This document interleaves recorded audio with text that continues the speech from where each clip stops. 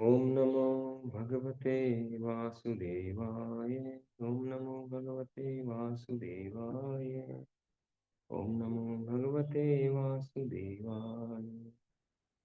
नारायणं नमस्कृत्य नरं चैव नरोत्तमं देवीं सरस्वतीं व्यासं ततो जयमुदीरये। नष्टप्रायेषु भद्रेषु नित्यं भागवतेवया भगवती उत्तमश्लोके भक्तिर्भवति नैष्ठिकी। श्रीमद् भागवतम स्कंद एक अध्याय एक मुनियों की जिज्ञासा। श्लोक संख्या 22। तम न संदर्शितो धात्रा तम न संदर्शितो धात्रा दुस्तरम निस्तितीर्षताम् कलिं सत्त्वहरं पुंसां कर्णधार इवार्णवम्। हम मानते हैं कि देवी इच्छा ने हमें आपसे मिलाया है, जिससे मनुष्यों के तत्व का नाश करने वाले उस कली रूप दुर्लंघ सागर को तरने की इच्छा रखने वाले हम सब आपको नौका के कप्तान के रूप में ग्रहण कर सकें। तो शौनक आदि ऋषिगण सूत गोस्वामी जी से प्रार्थना कर रहे हैं। पिछले श्लोक में उन्होंने बताया कि कलयुग की स्थिति क्या है। वो समझ गए कि कलयुग आ रहा है और कलयुग की स्थिति बड़ी खराब है, बहुत ही विकट स्थिति है मनुष्यों के लिए। तो इस श्लोक में वो उनको गुरु के रूप में स्वीकार कर रहे हैं, सूत गोस्वामी जी को। क्योंकि जब तक हम किसी व्यक्ति को गुरु के रूप में या सीनियर के रूप में स्वीकार नहीं करेंगे, तब तक हम उनकी बातों को जीवन में नहीं उतार पाएंगे, या उनके उपदेश हमारे लिए प्रभावशाली नहीं होंगे। इधर से सुनेंगे, उधर से निकाल देंगे, या उसको हल्के में लेंगे, है ना। जैसे हम देखते हैं कि अर्जुन भगवान को बहुत सारे आर्ग्यूमेंट देते हैं युद्ध न करने के, भगवान कुछ नहीं बोलते हैं।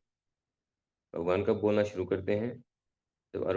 जब अर्जुन जो है कहते हैं कार्पण्य दोषो अपहृत स्वभाव, दूसरे अध्याय के 7वें श्लोक में, पश्यामि त्वाम धर्म सम्मूढ़ चेता। अर्जुन कहते हैं कि मैं पूरी तरह से अज्ञानी हूँ, मूर्ख हूँ, मुझे कुछ पता नहीं है, मैं जीवन लक्ष्य के प्रति सब कुछ भूल चुका हूँ। लेकिन अब मैं आपके शरणागत हुआ हूँ, आपके शरणागत हूँ, आप मेरे गुरु हैं। पहले वो मित्र की तरह समझता था अर्जुन, मित्र की तरह समझ रहे थे, वैसा व्यवहार था उनका भगवान के साथ में जैसे एक मित्र का होता है। तो अगर एक मित्र दूसरे मित्र को कुछ दे, एडवाइस दे, तो इतनी प्रभावशाली नहीं होगी, हल्के में भी ले सकते हैं। तो इसलिए भगवान कुछ बोल नहीं रहे थे। लेकिन जब अर्जुन ने पूरी तरह से सरेंडर कर दिया, अर्जुन शरणागत हो गए भगवान के, उनको गुरु की तरह माना, गुरु की तरह स्वीकार किया, अपनी कृपणता को स्वीकार किया, तब भगवान ने बोलना शुरू किया। उसी प्रकार से यहाँ पर सूत गोस्वामी अब तक बोले नहीं है ना। हम ये देख रहे हैं, पिछले इतने श्लोक हो गए, अभी तक तो शौनक आदि ऋषि बोल रहे हैं, वो अपने प्रश्न पूछ रहे हैं, समस्याएं बता रहे हैं, कलयुग की समस्याएं। वो बोलना अब शुरू करेंगे जब उनको गुरु के रूप में स्वीकार किया गया है। गुरु कर्णधारम, कर्णधार इवारणम। तो प्रभुपाद जी यहाँ पर तात्पर्य में कलयुग के कलयुग की जो विकट स्थिति है मनुष्यों के लिए, उसके बारे में बता रहे हैं। ये कलयुग बहुत ही खतरनाक है मनुष्यों के लिए। क्यों खतरनाक है? क्योंकि आत्म साक्षात्कार में बहुत सारी बाधाएं हैं। कोई आत्म साक्षात्कार में प्रोग्रेस करना चाहता है, आत्म साक्षात्कार करना चाहता है, तो कलयुग उसको करने नहीं देना चाहता, कलयुग उसको नहीं करने देगा। यहाँ पे कहा भी है कि जिसने मनुष्यों के सत्व का नाश करने वाले उस कली रूप दुर्लंघ सागर को, ये जो कली है, ये मनुष्य के सत्व का नाश करने वाला है। तो प्रभुपाद जी इसका वर्णन बताते हैं तात्पर्य में। ये कलयुग की स्थिति ऐसी है कि कलयुग का जो मनुष्य है वो आत्म साक्षात्कार के प्रति पूरी तरह से अंधा है, करना ही नहीं चाहता है। वो कहता है इसकी क्या आवश्यकता है आत्म साक्षात्कार की? हमें तो लाइफ एंजॉय के लिए मिली है, मटेरियल एंजॉय के लिए, एंजॉयमेंट के लिए। हम क्यों आत्म साक्षात्कार में जाकर के हमारा समय बर्बाद करें? इस तरह की मेंटेलिटी है। पूरी तरह से भूल चुका है आत्म साक्षात्कार। तो इसलिए और जीवन का लक्ष्य ही क्या है? आत्म साक्षात्कार। जब तक हम आत्म साक्षात्कार नहीं करेंगे, सेल्फ रियलाइज़ेशन नहीं होगा, तब तक हम भगवान का साक्षात्कार नहीं कर पाएँगे। तो और इसीलिए लक्ष्य क्या है हमारा? पहला लक्ष्य है आत्म साक्षात्कार। तो उसको पूरी तरह से भूल चुके हैं सभी। ये हम सर्वत्र देख सकते हैं, चारों तरफ। किसी व्यक्ति को आप आध्यात्मिक ज्ञान के विषय में बताएँगे, वो सुनने को तैयार नहीं। वो केवल मटेरियल बेनिफिट्स के बारे में बात करेगा। वो बात करो, आप तैयार हैं सुनने के लिए। ऐसी स्थिति है समाज की। तो चारों तरफ ऐसे ही ऐसा माहौल हो चुका है। हुँ। एक और जो इस कलयुग का प्रभाव है, क्या है? इसमें आयु कम है लोगों की और स्मृति, दया, कोमल भावना यानी दया नहीं है लोगों में। बल, उत्तम गुण ये सब खत्म हो चुके हैं लोगों में। ऐसी स्थिति है लोगों की, हम सभी की। और जो स्कूलें हैं, उसके बारे में क्या कहते हैं प्रभुपाद जी? Slaughter house. स्कूलों को स्लॉटर हाउस कहते हैं प्रभुपाद जी। कह रहे हैं कि इस युग के सारे बच्चों को जानबूझकर तथाकथित शिक्षा रूपी वधशालाओं में भेजा जा रहा है, स्लॉटर हाउस में भेजा जा रहा है। स्लॉटर हाउस यानी बूचड़खाना, जहाँ पे वध होता है पशुओं का। तो ये जो स्कूलें हैं आजकल की, जो इन जिसमें भौतिक शिक्षा दी जा रही है, वो हमारे लिए क्या है? स्लॉटर हाउस है। पशुओं का स्लॉटर हाउस अलग है और ये मनुष्यों का स्लॉटर हाउस है। क्यों? क्योंकि बच्चों को इस तरह से प्रिपेयर किया जाता है कि भौतिक जगत ही सब कुछ है, भौतिक जीवन ही सब कुछ है, भौतिक सुख ही सब कुछ है। इस तरह से प्रिपेयर किया जाता है। आध्यात्मिकता के विषय में कोई ज्ञान नहीं है, पूरी तरह से अज्ञानी बना दिया जाता है। उनकी जिज्ञासा ही नहीं होती, इसलिए इसको स्लॉटर हाउस कहा गया है। तो इन सब स्थितियों को देखते हुए जो ऋषि मुनि हैं, शौनक आदि ऋषियों ने क्या किया? सूत गोस्वामी जी को गुरु के रूप में स्वीकार किया है, कर्णधार। एक श्लोक आता है, भगवान श्री कृष्ण उद्धव जी से बताते हैं श्लोक। नृदेह माध्यम प्लवम सुकल्पम, नृदेह माध्यम सुलभम सुदुर्लभम प्लवम सुकल्पम गुरु कर्णधार, मयानुकूलेन नभस्वते तम पुमान भवाब्धि न तरेत स आत्मा। बहुत महत्वपूर्ण श्लोक है। उसमें कहते हैं कि नृदेह माध्यम सुलभम सुदुर्लभम, ये मनुष्य जीवन जो है, ये क्या है?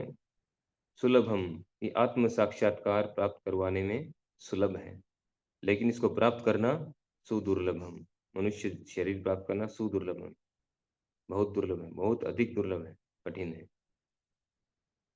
प्लवम सुकल्पम गुरु कर्णधारम, और ये प्लवम सुकल्पम यानी बहुत मजबूत नाव की तरह है। समुद्र पार करने के लिए बहुत बड़े जहाज की जरूरत पड़ती है। जब हम पुरी से गए थे, कलकत्ता से गंगा सागर, गंगा सागर वो नदी को पार करने के लिए बड़ा क्रूज था वहाँ पे। इसमें 200-300 400 लोग एक साथ आ सकते हैं।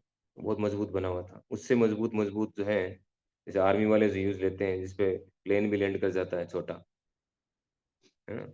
ऐसा बड़ा क्रूज, तो वैसा जहाज, समुद्र पार करने के लिए वैसा जहाज, वैसे जहाज की आवश्यकता है। छोटी मोटी नाव से समुद्र को पार नहीं किया जा सकता है। तो ये भव सागर, भौतिक जगत जो इसकी तुलना की गई है भव सागर से। इस भव सागर को पार करने के लिए मनुष्य से जो नीचे की योनियां हैं, पशु पक्षी पेड़ पौधे जो भी हैं, ये इन सारी योनियों के द्वारा इस भव सागर को पार नहीं किया जा सकता। भव सागर को पार करने के लिए जो रिक्वायरमेंट है वो है मनुष्य शरीर की, मनुष्य शरीर रूपी अ, सुकल्प, मजबूत नाव की, प्लवम सुकल्पम। तो हमें ऐसी नाव मिल चुकी है ना? मनुष्य मनुष्य शरीर मिल चुका है। तो हमें क्या करना चाहिए? गुरु कर्ण धारण। हमें समुद्री रास्तों का ज्ञान नहीं है।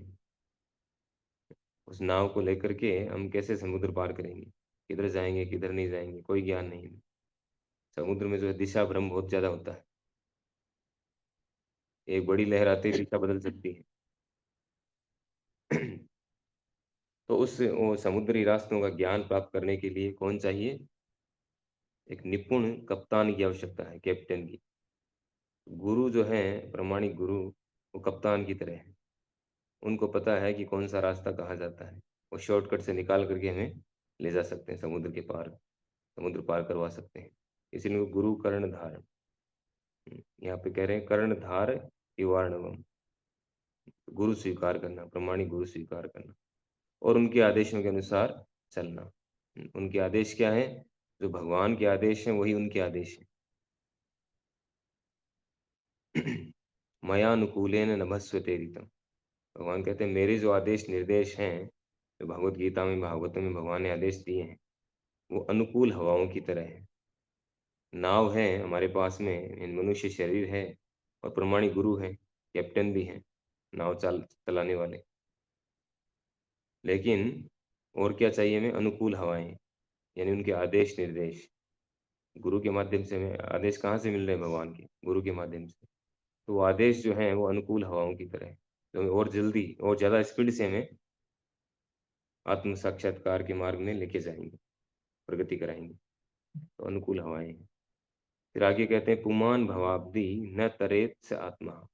ये सब सुविधाएं होते हुए भी अगर हम इन सुविधाओं का लाभ नहीं उठा रहे हैं और उस उन निर्देशों का पालन नहीं कर रहे हैं, उस वे में आगे नहीं बढ़ रहे हैं, बढ़ने का प्रयास नहीं कर रहे हैं, तो स आत्महा, तो हम स्वयं स्वयं की हत्या कर रहे हैं। पुमान भवाब्दि न तरेत स आत्मा। ये सब होते हुए अगर हम तरने का प्रयास नहीं कर रहे हैं, तो हम स्वयं स्वयं की हत्या कर रहे हैं, आत्महत्या कर रहे हैं। तो बहुत ही महत्वपूर्ण श्लोक है। इसके द्वारा हमें ये शिक्षा मिल रही है कि हमें प्रामाणिक गुरु स्वीकार करना चाहिए। तो वो ऋषि मुनि थे, आप सोचिए कितने एडवांस थे वो तो ऑलरेडी। 88,000 ऋषि थे, शौनक आदि, वो सब तो बहुत आगे बढ़े हुए थे। फिर भी वो सूत गोस्वामी को गुरु रूप में स्वीकार कर रहे हैं, क्योंकि सूत गोस्वामी एक प्रामाणिक व्यक्ति है।